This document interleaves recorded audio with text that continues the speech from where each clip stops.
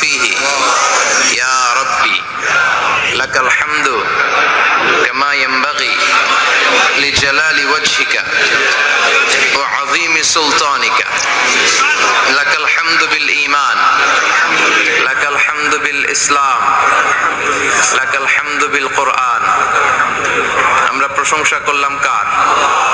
জিকির করলাম কার?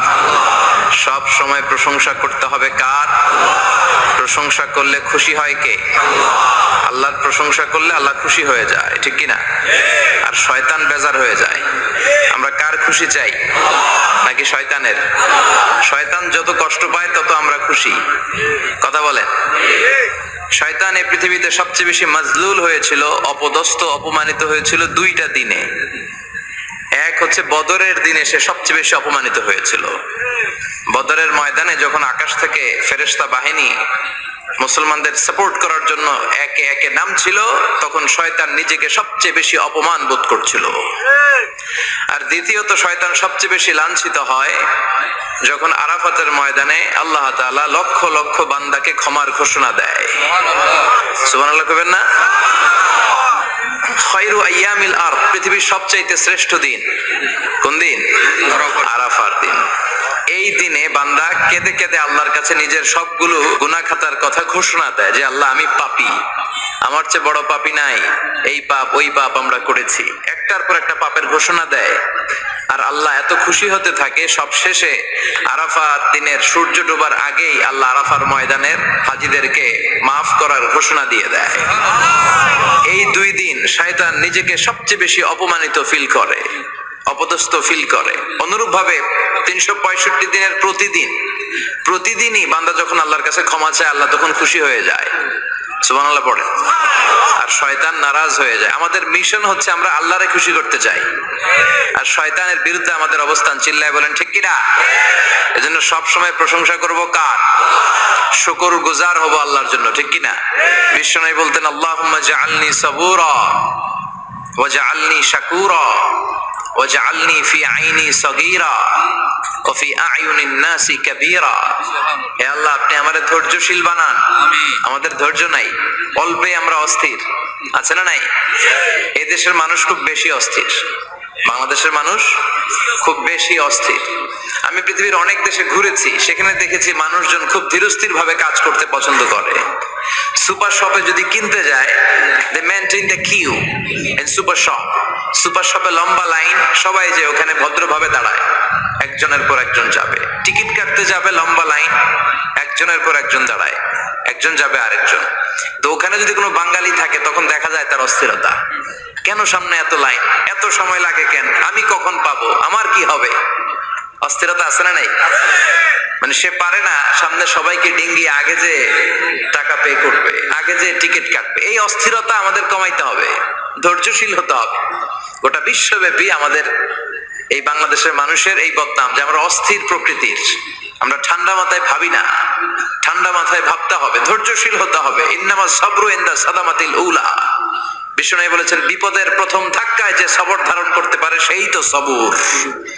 এজন্য বিষ্ণু দোয়া করতেন আল্লাহুম্মা জাআলনি সাবুরা, আল্লাহ আপনি আমারে ধৈর্যশীল বানান। ওয়া জাআলনি শাকুরা, আপনি আমার শুকরগুজার বান্দা বানান। বিশ্বনবীর চেয়ে ধৈর্যশীল, বিশ্বনবীর চেয়ে শুকরগুজার পৃথিবীর কেউ আছে? কথা বলেন। এমন তাবৎ কোনো অত্যাচার নাই যে অত্যাচার বিশ্বনবীর উপর করা হয় নাই। বিশ্বনবী মক্কার জামিনে যখন দাওয়াত দিতে লাগলেন, ওনারে পাগল বলা হতো, বলা হতো তুমি পাগল, বলা হতো মুহাম্মদ একটা কবি, বলা হতো মুহাম্মদ হচ্ছে গণক।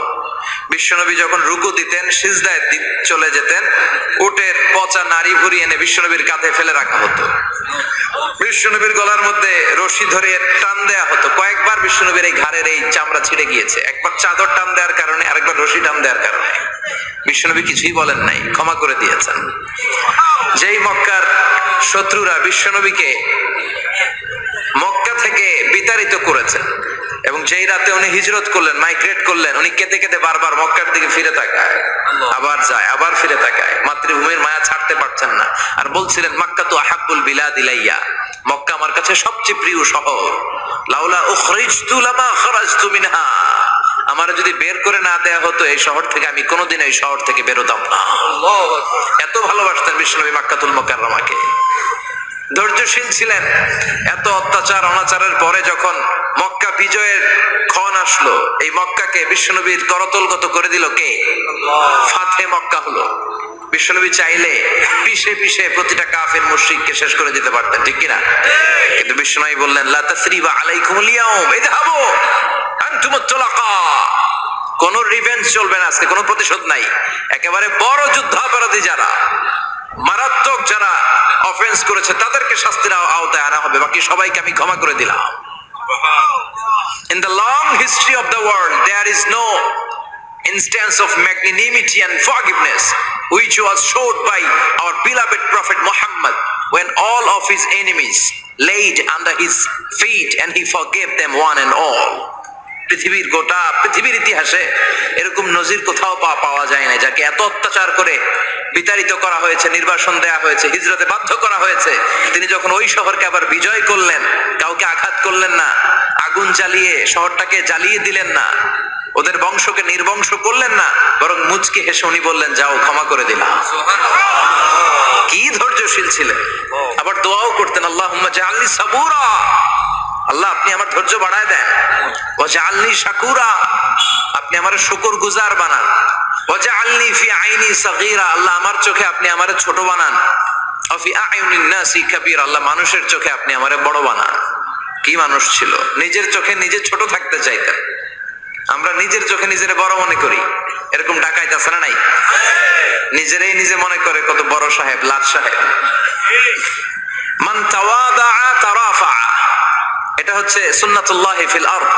মান তাওয়াদা তারাফা, যে নিচে নেমে থাকতে চায় আল্লাহ ওরে টেনে উপরে উঠায়, আর যে খালি উঠতে চায়, হিংসা করে অহংকার করে উপরে ঠেলতে চায়, ওরে নিচে নামায় দেয় কে?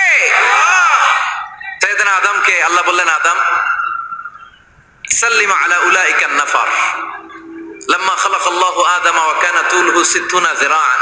নিচে নেমে গেলে যে উপরে ওঠে, আর উপরে উঠতে চাইলে যে নিচে নামে, উদাহরণ দেখেন। আদম আলাইহিস সালামকে তৈরির পর আল্লাহ বললেন আদম সাল্লিম আলা উলাইকা নাফার, এই ফেরেশতাদের সালাম দাও। কি দাও? সালাম দাও। কোনো প্রশ্ন নাই, আল্লাহ সালাম দিব কেন? ফেরেশতারা আমারে দিব না কেন? আমি আগে দিব কেন? কথা আছে কোনো?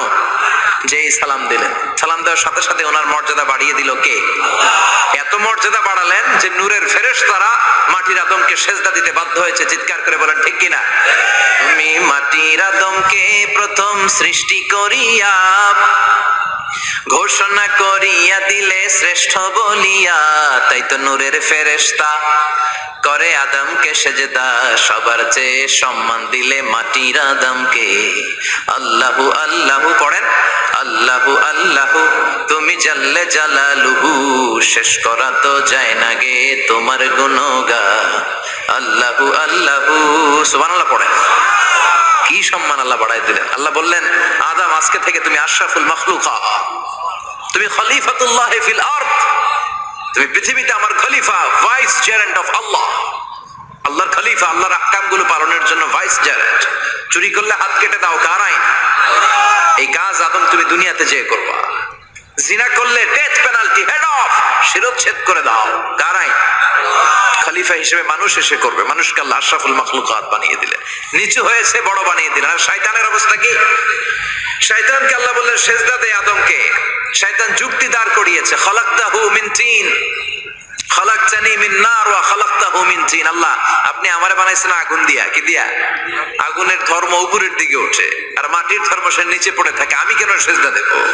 শয়তানকে চিরকালের জন্য ইবলিস মালউন, অভিশপ্ত আর জাহান্নামী হিসেবে ঘোষণা দিয়ে দিল কে?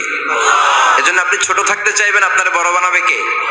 আর আপনি নিজেই যদি বলেন আমি বড়, থাপ্পড় মেরে আপনারা নিচে নামাই দিবে কে? এজন্য বিশ্বনবী দোয়ায় বলতেন আল্লাহুম্মা জাআলনি সাবুরা ওয়াজআলনি শাকুরা ওয়াজআলনি ফি আইনি সাগীরা ওয়াজআলনি শাকুরা ওয়াজআলনি ফি আইনি সাগীরা ওয়া ফি আয়ুনিন নাসি কাবীরা। ও আল্লাহ আপনি আমারে ধৈর্যশীল বানান, আপনি আমারে শুকরগুজার বান্দা বানান, আমার চোখে আমারে আপনি ছোট বানান, মানুষের চোখে আপনি আমারে বড় বানান। সুবহানাল্লাহ পড়েন। এজন্য সবসময় শুকর গুজার থাকার চেষ্টা করতে হবে। রাজি আছেন তো? যে কোনো মুহূর্তে যে কোনো পরিস্থিতিতে আমরা শুকরিয়া করব কার? চিল্লায় বলেন কার? আমরা যেন বেশি বেশি আল্লাহ তাআলার শুকরিয়া আদায় করতে পারি। আল্লাহ তুমি তৌফিক দাও। সবাই পড়ি আমিন।